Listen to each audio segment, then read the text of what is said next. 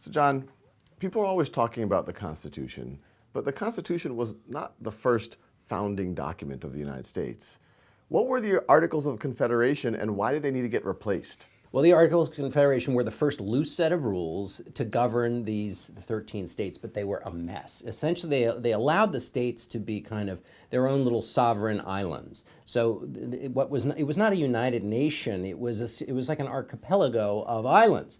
And the reason they were a mess, a couple of things. One, when they tried to repay the Revolutionary War soldiers, Congress in Washington, with very little power, had to go to the states and say, please give us some money so we can repay the soldiers. A lot of the states said, no, thank you, we're not going to do that.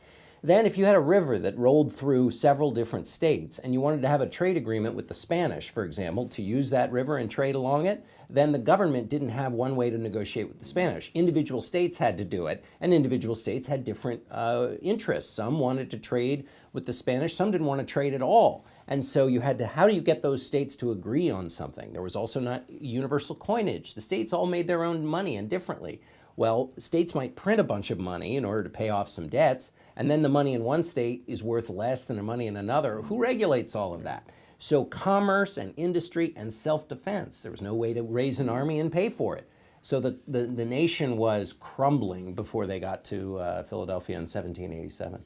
And to your point, in most countries, the parts of the country are called things like provinces, but ours are states because they viewed themselves as individual countries. Absolutely. And because, of course, the Articles of Confederation had been formed in the wake of this fear and the experience of the fear of a monarchy. So they wanted personal liberty and get the monarchy and national control, throw it all away, because they believed that once you consolidate control in a national government of any kind, that it would trample liberty. And so after having fought a revolution for the purposes of liberating the people, you're not going to design a government that then stomps down on that liberty.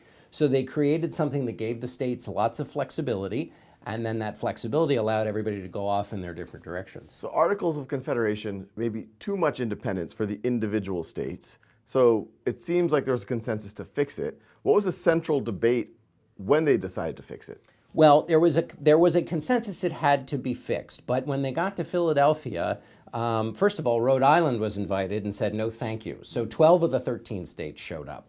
And they knew they wanted to centralize things, but what did that mean? And did it mean one president or a council of presidents? Did it mean a strong Congress? How strong? Could they tell states what to do? Well, if they did that, then they were acting just like George III had acted.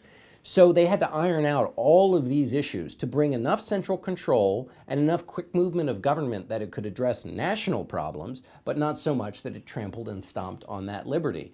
And that was the constant debate, constantly trying to figure out how to keep the balance between giving enough national power but enough liberty. And that, some of the biggest fights included fights over slavery, North versus South, fights over big states versus small states. Who has representation in this national government, and how do you figure that out?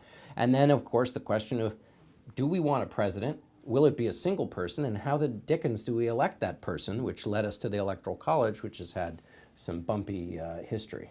And where do you think we ended up? If on a scale of 0 to 10, if 0 was a complete, independent states and 10 is a federal government that just controls everything, where do you think the U.S. Constitution ended up relative to the Articles of Confederation? Well, in September of 1787, when it gets September 17th, 1787, when the new Constitution gets voted on, it is a stronger national document that has basically three main parts. One, the people are at the heart and center of it. It is the people who are the representatives or are at the center of the Republican government. The second thing is that the national government can tell states what to do in some instances. Those instances are circumscribed, but it can happen. The states have to fall in line. That was very new. And there is this thing called a presidency, which is created, single person, created really in the mold of George Washington. So it is a nationalized government, but with a strong attention to this question of protecting liberty through a balance of power system, so that